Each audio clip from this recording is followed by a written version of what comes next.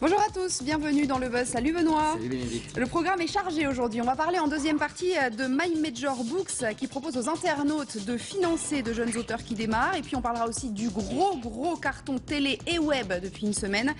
Qui veut épouser mon fils? On sera avec la présentatrice Elsa Fayer. Mais d'abord Benoît, un jeu qui existe depuis longtemps sur le net mais qui cartonne de plus en plus au fil du temps. Virtual Regatta pour vivre en temps réel sur le web les grandes courses à la voile autour du monde. Vous construisez votre bateau, vous fixez le cap.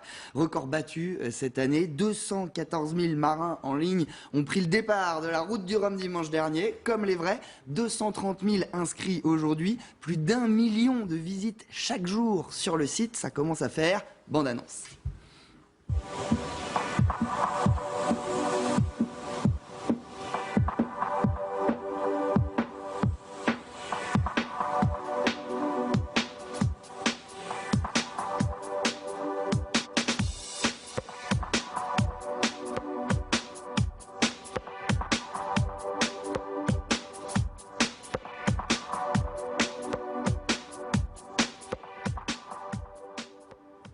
Voilà, et pour parler avec nous de Virtual Regatta, on a invité Samantha Davis. Bonjour Samantha, venez vous asseoir. Pour Bonjour. ceux qui ne vous connaissent pas, vous faites partie du club très restreint des skippeuses pro à la barre de Roxy, 4e notamment au dernier Vendée Globe.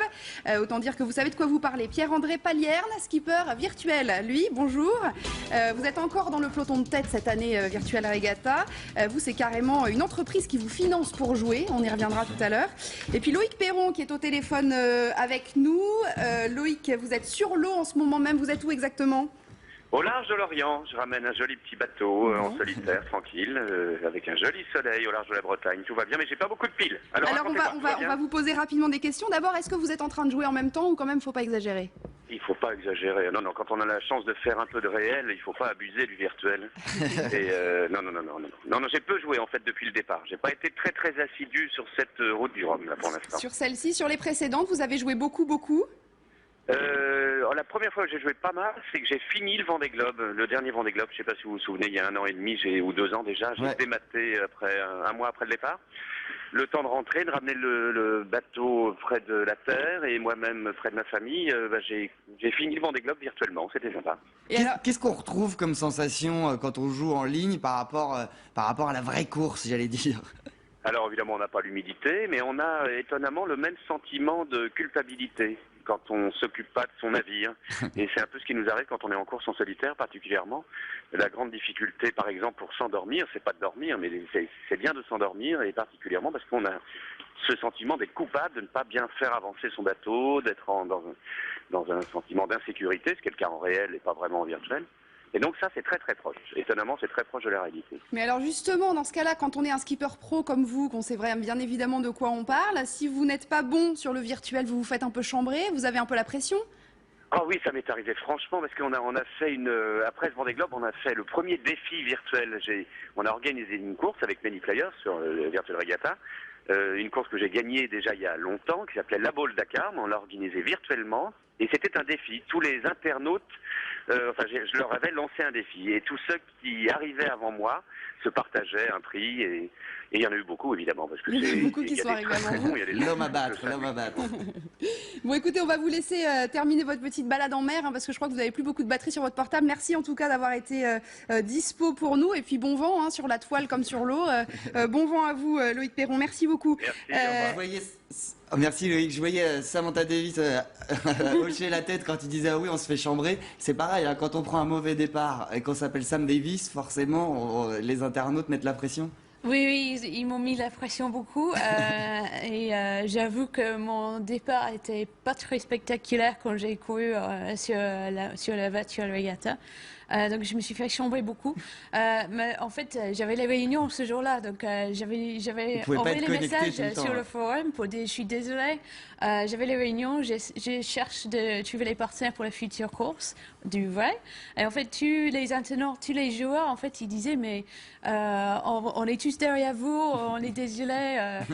Donc ils commencent à me donner les conseils. pour mieux jouer. Comment on peut prendre un mauvais départ quand on est skipper pro? Je veux dire par là, on se retrouve tous au même niveau, vous êtes finalement pas spécialement avantagés, où il y a quand même la route, on sait quand même un petit peu mieux fixer un cap que les internautes. En fait, c'est les deux cas. En fait, nous, on a les avantages de comprendre le métier parce qu'il y a un fond qui est la même base, ce qui est on joue avec les métiers et les prévisions. Donc heureusement pour ça, parce que je me suis rattrapée grâce à ça. Mais par contre, je pense que il y a aussi le côté geek. J'ai un geek à côté de moi, où il faut comprendre comment ça marche en informatique. Il y a un grille, il y a les techniques spéciales pour ce jeu.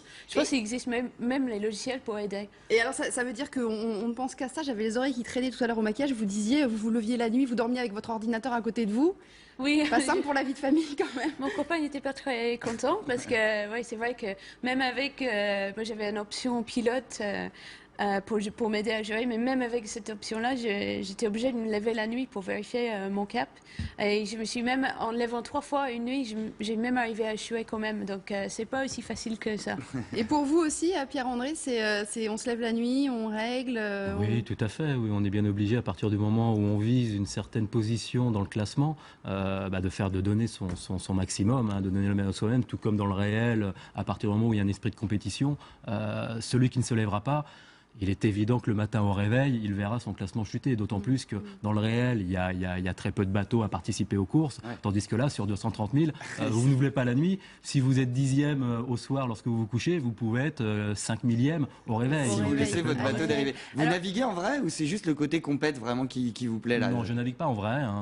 C'est juste la compétition. En fait, moi personnellement, je suis un ancien joueur de billard de haut niveau et je recherchais un petit peu de ce côté tactique, stratégie que peut représenter justement la voile. Donc moi, c'est pas vraiment la voile, c'est plus le routage qui me motive et qui m'intéresse. Pas les embruns, pas les vagues, quelque chose. Si, je me les fais, mais virtuellement dans mon appartement. Alors, il n'y a pas que vous deux qui êtes accros, beaucoup d'amateurs aussi. C'est même d'ailleurs la base du succès du site, Benoît. Et pour trouver des amateurs, on n'a pas eu à chercher bien loin tout de même. Non, on est allé en grand reportage. On a tourné au bureau d'à côté, dans la rédaction de LCI, car oui, on trouve quelques skippers de la toile. Xavier de Giacomoni, par exemple. Lui, sa spécialité, c'est plutôt l'actu internationale. Mais quand il a 2 secondes, il joue à Virtual Regatta. Enfin, il jouait. Vous allez comprendre pourquoi. Moi, j'ai fait beaucoup de voile et ça m'a amusé de retrouver les outils qu'on avait il y a quelques années sur les bateaux de course. Ouais. Tu jouais beaucoup, tu as arrêté, mais pourquoi? Parce qu'il faut y passer vraiment du temps si on veut être dans les premiers. Moi, être dans les derniers, ça m'intéresse pas. On a un ordinateur pour travailler et un ordinateur pour jouer. Oui, moi, j'ai pas mal joué ici, il faut pas le dire, mais j'ai beaucoup joué. Au travail. Oui. Moi, je connais des gens qui avaient plus de vie de famille, qui faisaient que ça. J'espère que le DRH.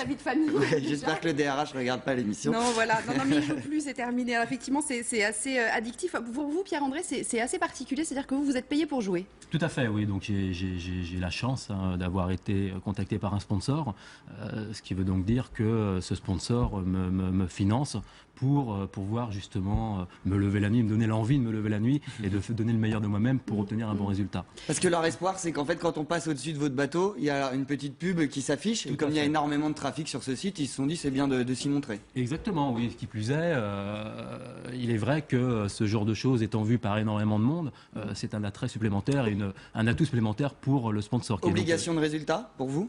Pas obligation de résultat, non, mais pour moi, oui. Pour le sponsor, pas forcément, mais pour moi, oui, c'est une obligation de résultat. Et pour vous, Samantha, c'est un entraînement aussi parce que vous préparez le prochain Vendée Globe, c'est ça?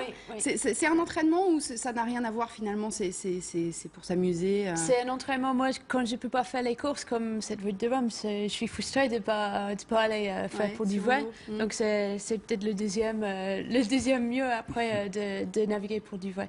Donc ça fait un entraînement et pour moi aussi, ça fait encore partager mes expériences. Moi, j'ai fait beaucoup d'échanges sur les forums parce que les joueurs, ils étaient contents de pouvoir échanger avec un vrai marin, poser les questions.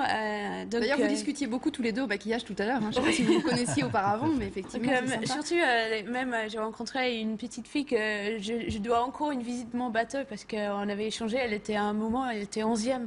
Donc son père m'avait dit, je crois pas, je me réveille, ma fille elle est 11e sur la course.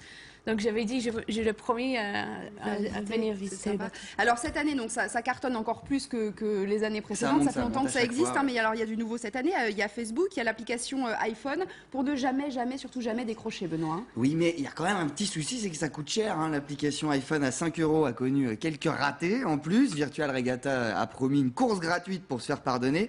Car oui, c'est payant tout ça. C'est même plutôt cher hein, si vous voulez avoir toutes les options. Ça en a refroidi certains cette année qui jouaient pourtant depuis 2006, depuis le lancement du site. Comme nous l'explique un autre joueur, un autre confrère encore, Sylvain Mélenvoix du service des sports. Le vrai problème cette année sur la route du Rhum virtuelle, c'est qu'il faut payer pour naviguer. En gros, pour gagner, il faut acheter les options. Alors, ils ont développé des voiles payantes, des waypoints, ce sont des points de passage payants, un navigateur de nuit qui te permet de ne pas te lever la nuit pour continuer à naviguer. Et finalement, si tu veux avoir une chance de gagner, faut payer. Et ça, le joueur lambda ne le veut pas, quoi. Ils ont fait un pack global à 19,90 € et franchement, c'est très décourageant pour la plupart des joueurs avec qui je jouais les autres années au Vendée Globe virtuel, à la Transat Jacques Vabre virtuelle. Cette année, je suis tout seul, j'ai pas voulu payer. Moi, eux n'ont pas voulu payer, mais n'ont pas voulu jouer carrément, parce que finalement, toute l'ambition du jeu qui était de réunir plein de joueurs autour d'un projet gratuit, eh ben, elle a disparu. Mais oui, c'est comme dans la vraie vie, on gagne quand on a un beau bateau, on a un beau bateau quand on gagne, quand on a de l'argent. Pour vous, du coup, c'est plus ça, vous pourrez plus facilement faire une performance puisque vous avez un sponsor et que. Oui, tout à fait. Hein. Maintenant, il faut savoir également que le fait de payer des options permet également d'avoir des lots à la fin de chaque course. Donc, c'est pas négligeable non plus, puisque lors de certaines courses, il y avait quand même des dotations qui étaient relativement importantes. Vous comprenez, vous, Samantha, qu'il faille payer pour jouer en ligne sur cette. Vous trouvez ça dommage? Moi, quand j'ai joué mon jeu, je voulais que le maximum possible qui peut venir jouer. Donc, je comprends bien pour les options. Moi, j'ai un bateau et pour nous, pareil, les options coûtent cher sur le bateau.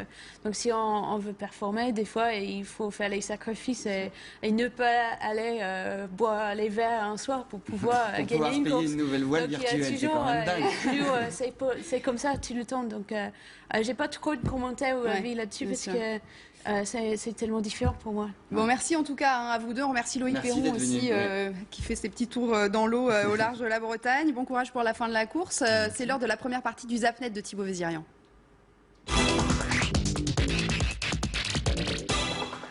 Ah ouais. Ah, on les voit pas. Attends, mais j'aime pas quand on voit que ma tête, ça fait une grosse tête. Recule un peu, non?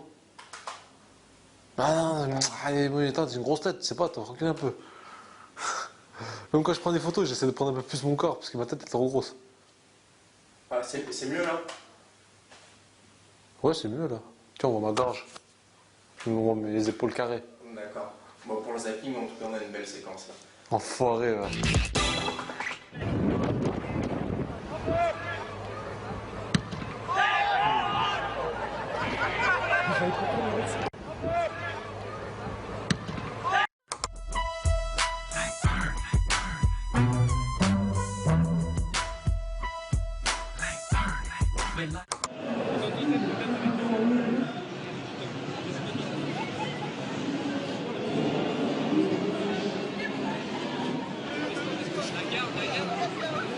Pas besoin de garde.